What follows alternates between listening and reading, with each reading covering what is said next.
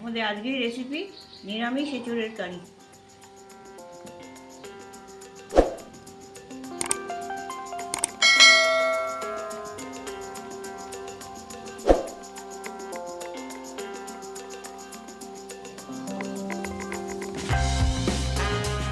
তরকারির জন্য প্রথমেই লাগবে এঁচোড়।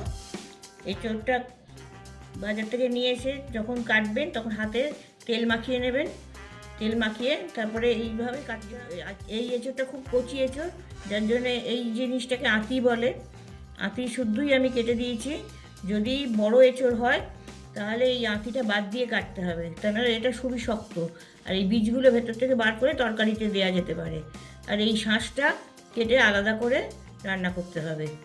আর যেহেতু এটা কচি এঁচোড় ওই জন্য আমি আঁতি শুদ্ধই কেটে দিয়েছি। যাই হোক, এটা কেটে ধুয়ে তারপরে এটা রান্নার ব্যবস্থা। এঁচোড় তরকারি রান্নার জন্য ওভেনে কড়া বসিয়েছি। এখানে 5 চামচ তেল দিয়ে দিচ্ছি। তেলটা গরম হয়ে গেছে। এঁচোড়ের তরকারিতে যে আলুগুলো দেবো, 2টো আলু এরকম সাইজে টুকরো করে কেটে নিয়েছি। এগুলো একটু ভেজে নিচ্ছি।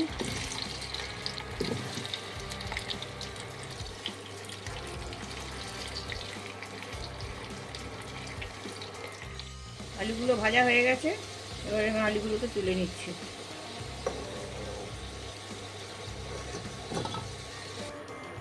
এবার এঁচোড়গুলো ভেজে নিচ্ছি।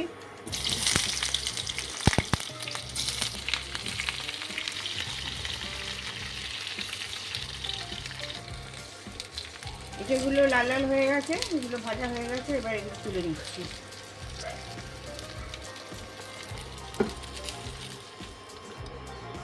আর 2 চামচ মতন তেল দিচ্ছি।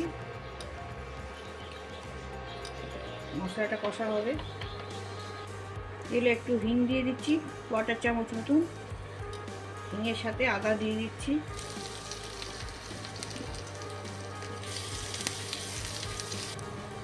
ওটা গরম মশলা দিচ্ছি, একটা দারচিনি, 3টে ছোটো এলাচ আর গোটা 4-5 লবঙ্গ, 3টে তেজপাতা, গোটা জিরে দিয়ে দিচ্ছি, 1/4 চামচ গোটা জিরে ফোড়নে।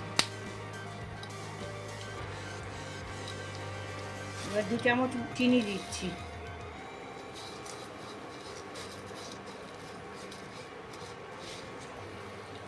দুটো কুচনো করে টমেটো দিয়ে দিচ্ছি।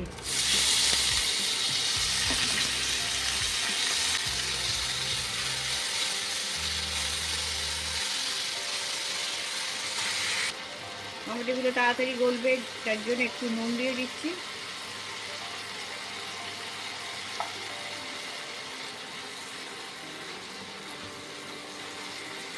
সামান্য একটু জল দিচ্ছি, মশলাটা যাতে পুড়ে না যায়।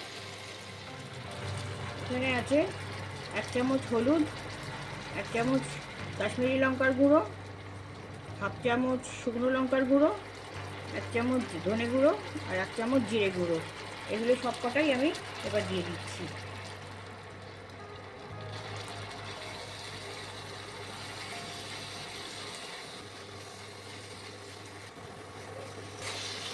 যতক্ষণ না মশলার গন্ধটা ভালো আসছে আর তেলটা ছেড়ে বেরিয়ে আসছে ততক্ষণ এটা কষতে হবে।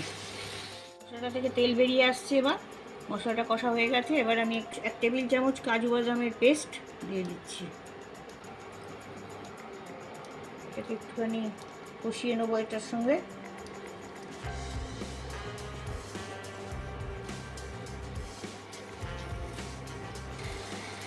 সবশেষে পরিমাণ মতো নুন দিয়ে দিচ্ছি।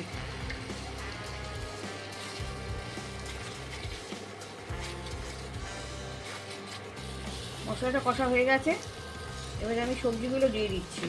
প্রথমে আলুটা দিয়ে দিচ্ছি, এঁচোড়টা দিয়ে দিচ্ছি। এবার আমি জল দিয়ে দিচ্ছি।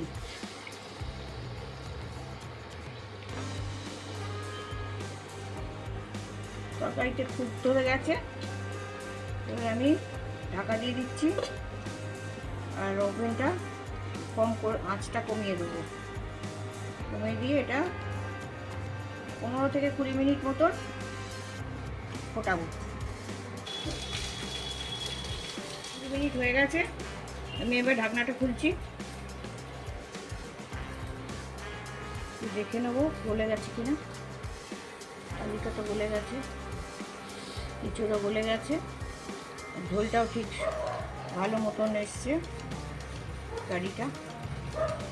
মাঝে আমি একবার এগুলো একটু উল্টে পাল্টে দিয়েছিলাম ঢাকনাটা খুলে, যাতে সবগুলো সেদ্ধ ঠিক ভালোভাবে হয়। আর যদি খুব তাড়া থাকে তাহলে আপনারা এই সবজিগুলো কড়াই ভেজে মশলাটাও কড়াই কষিয়ে নিয়ে আর একসাথে প্রেসার কুকারে দিয়ে 2টো সিটি দিয়ে নামিয়ে নেবেন, তাহলে তাড়াতাড়ি হবে, সময় বাঁচবে আর খেতে খারাপ হবে না।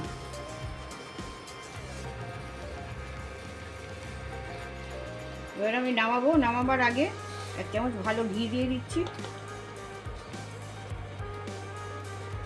1/2 চা চামচ একটু গরম মশলার গুঁড়ো ছড়িয়ে দিচ্ছি,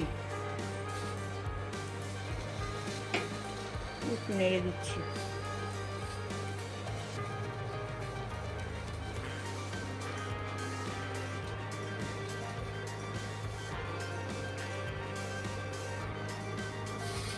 এবার আমি এটা নামিয়ে নেব। আমাদের এঁচোড়ের তরকারি নিরামিষ তৈরি, নিরামিষ এঁচোড়ের কারি।